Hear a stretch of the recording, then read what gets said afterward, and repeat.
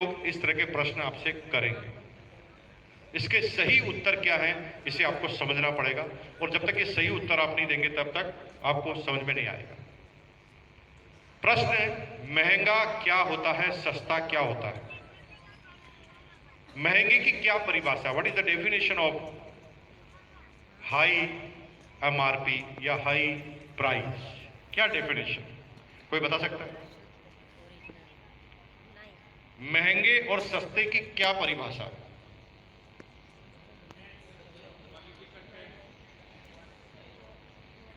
कोई चीज आपके पॉकेट फ्रेंडली नहीं है तो वो महंगा है, और आपके लिए वो पॉकेट फ्रेंडली है तो वो आपके लिए सस्ता है।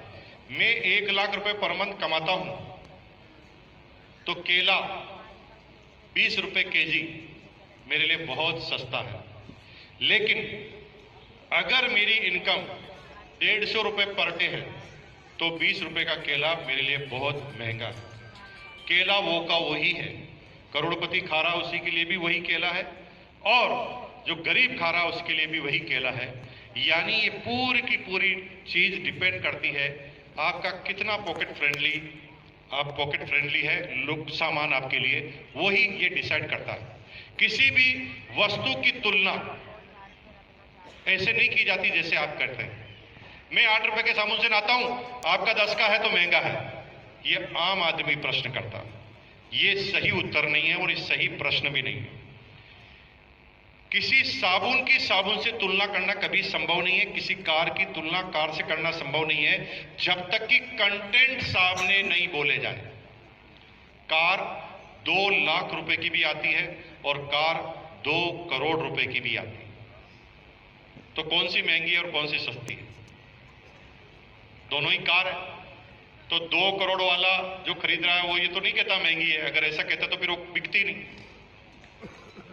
जो 2 करोड़ की परिभाषा में आ रहा है वो 2 करोड़ की कार ले रहा है, क्योंकि वो उसके अंदर जो डाले गए कंटेंट उसको निर्धारित कर रहा है। एक कार 2 लाख रुपए की आती है इंडिया में, यहां से आप दिल्ली जाओ तो मसाज फ्री में हो जाती है। हेलो, समझ रहे मेरी बात? वो गाड़ी जानते हो ना आप कौन सी है?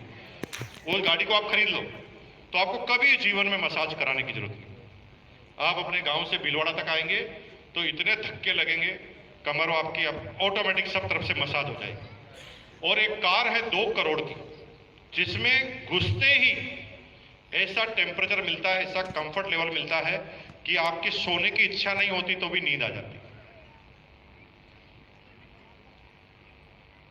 हेलो, आपको पता ही नहीं चलता कि आप कार में बैठे। तो एक गांव के आदमी ने कहा कि तेरी गाड़ी में क्या खास बात है, 2 करोड़ की है। मैंने कहा ये कंफर्ट लेवल है, इस गाड़ी में जब बैठते हैं ना तो पता ही नहीं चलता। वो क्या पागल हो गया? 2 करोड़ की कार ली और पता ही नहीं चले। ऐसी कार लेने का क्या फायदा? ट्रैक्टर ही ले ले तो पता तो चले कम चल। लोगों की सोचने का तरीका एंगल है अलग। आम आदमी एक आदमी, मैं पिछली बार ब्रिटलिंग की घड़ी लेके आया था, 5.5 लाख रुपए उसकी रेट थी, 5.5। तो मैंने मेरे दोस्त को कहा देख घड़ी को, वाह इतनी जोरदार क्या चमक रही है, कितने की लाया? मैंने कहा 5.5 लाख। तो थोड़ी देर तो उसका मुंह खुल ही रहा, 5.5 लाख की घड़ी लाया?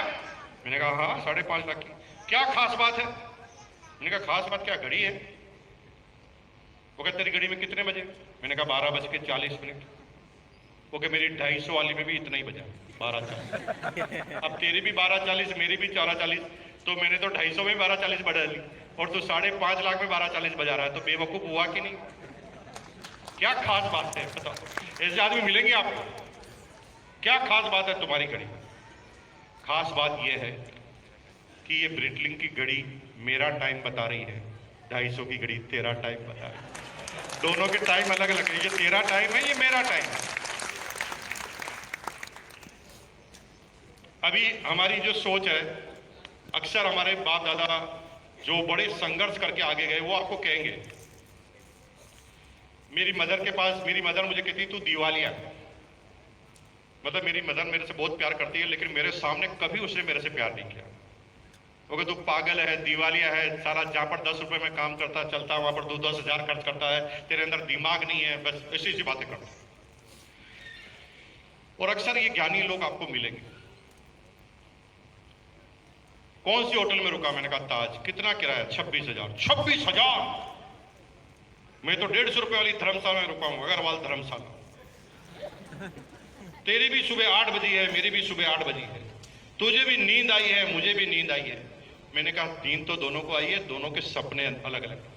मेरे को नींद में ताजमहल होटल बनाने का सपना दिखा है और तुझे धर्मशाला बनाने का दिखा होगा। दोनों में अलग अलग सपने। तो बात इसकी नहीं कि क्या वैल्यू है, जीवन तो आपका भी चल रहा है ना। अगर ऐसा ही होना था तो फिर आगे करने की क्या जरूरत है? 150 रुपए आप कमाओ ना, वो पर्याप्त है एक आदमी के जीवन के लिए। और मेरे भाई 150 रुपए भी मैं ज्यादा बता रहा हूं, अभी तो 0 भी पर्याप्त है। अभी तो समाज ऐसा हो गया कि कुत्ते को भी भूखा नहीं मरने देता, कुत्ते को भी। तो आप तो इंसान है, साला गवर्नमेंट बोर्ड के नाते आपको जिंदगी भर खाना भी खिला देंगे, काम करने की जरूरत भी नहीं। फिर क्यों कर रहे हैं? क्योंकि हम अपनी जिंदगी को बेहतरीन बनाना चाहते हैं। और जिंदगी को बेहतरीन बनाने के लिए प्रोग्रेसिव सोच आपकी हमेशा रखनी पड़ेगी। महंगा और सस्ता कुछ नहीं होता, सही तरह का प्रोडक्ट सही आदमी को सजेस्ट करना, ये एक कला है। नोट द पॉइंट, क्या बोला मैंने? यानी कौन सा प्रोडक्ट किसे सजेस्ट करना है, ये जिस दिन आपको आ गया, इस समस्या से आप ऑटोमेटिक बाहर निकल जाओगे। एक आदमी जिससे आप चर्चा करते हैं इस बिजनेस के लिए, तो सीधा प्लान बताना बेवकूफी।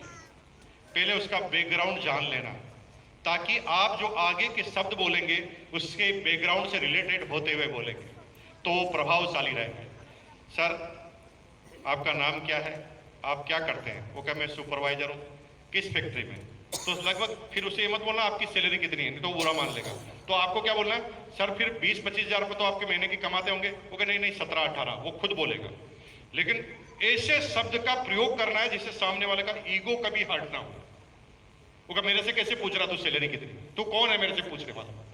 आपको जवाब देना, सर सुपरवाइजर है तो फिर आपकी 25-30 हजार सैलरी होगी। वो कहे नहीं 18-19, खुद बोलेगा। अब 18-19 का है तो आपको आंकड़ा लगाना है। 18-19 है और परिवार में बच्चे हैं 3, बीवी भी है और माँ बाप भी है। इसका मतलब ये 16 रुपए 17 रुपए से ज्यादा नहाने का साबुन इस्तेमाल कर ही नहीं सकता। अब आप उसे 50 रुपए वाला साबुन बता रहे हो ना, तो इसे बेवकूफी कहते हैं मार्केटिंग की भाषा। उसे आपको बताना ही जो साबुन इस्तेमाल करता है उस रेंज का या उससे नीचे का। और जिस दिन ये कला आपको आ गई तो हर चीज आपको सस्ती लगने लग जाएगी, और नहीं आई तो महंगी ही लगी। एक आदमी बिहार में रहता है और वो बिहार की गवर्नमेंट जो 5 रुपए केजी चावल देती है, आप आरसीएम के चावल से उसकी तुलना कर दोगे, वहां पर चावल समझाना ही बेवकूफी।